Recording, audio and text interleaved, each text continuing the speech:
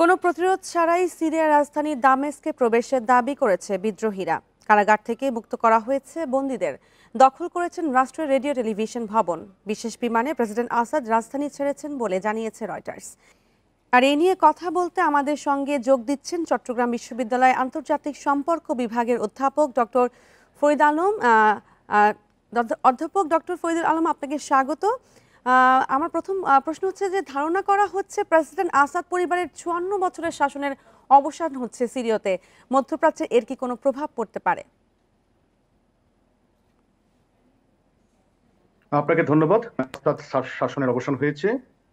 President Asad টানা ২৪ বছর ক্ষমতায় থাকলেন। তার আগে তার পিতা হাফিজ আল আসাদ, তিনি ২৯ বছর ছিলেন। এই যে পিতা এবং পুত্র মিলে ৫৩ বছর সিরিয়াকে শাসন করার পর যেটি জানা গেল, তিনি দামেস্ক ছেড়েছেন ব্যক্তিগত উড়োজাহাজে করে, তিনি পলায়ন করেছেন। এবং সিরিয়ার যে সেনাবাহিনী, সামরিক বাহিনী, তারাও কিন্তু নিশ্চিত করেছে যে সিরিয়ার আপনার হয়েছে। সুতরাং নিশ্চিতভাবে ধারণা করা যাচ্ছে আসাদ সরকারের পতন হয়েছে, বিদ্রোহীরা সরকারের দায়িত্ব নিয়েছে এবং সিরিয়াতে সামনের দিনে একটি নতুন সরকার গঠিত হতে যাচ্ছে। জি, প্রেসিডেন্ট আসাদ ভ্লাদিমির পুতিনের মদতপুষ্ট, এবং এই অবস্থায় রাশিয়ার অবস্থা কি হবে?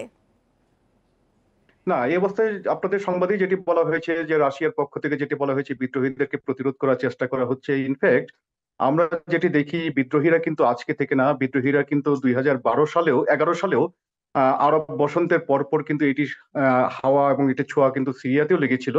তখনও কিন্তু আমরা দেখেছি মার্কিন যুক্তরাষ্ট্র কিন্তু সিরিয়ার বিদ্রোহীদের পক্ষে কিন্তু রণতরী পাঠানোর জন্য পরিকল্পনা গ্রহণ করেছিল। এবং সেই সময় কিন্তু রাশিয়ার পক্ষ থেকে হুমকি দেওয়া হয়েছিল যে মার্কিন যুক্তরাষ্ট্র যদি সিরিয়ার বিদ্রোহীদের সমর্থনে রণতরী পাঠায়, তাহলে সেই ক্ষেত্রে রাশিয়া ওইখানে চুপ করে বসে থাকবে না। তো বিষয়টি সেখানে কিন্তু একটি জায়গায় মানে স্থিতাবস্থায় ছিল। কিন্তু পরবর্তী সময় আমরা যেটি দেখেছি, বিদ্রোহীদের যে বিদ্রোহী তৎপরতা, সেই বিদ্রোহী তৎপরতা থেমেছিল না।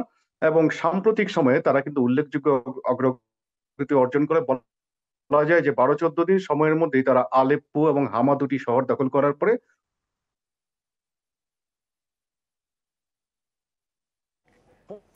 জি, ধন্যবাদ ডক্টর ফরিদুল আলম আমার সাথে যুক্ত হওয়ার জন্য।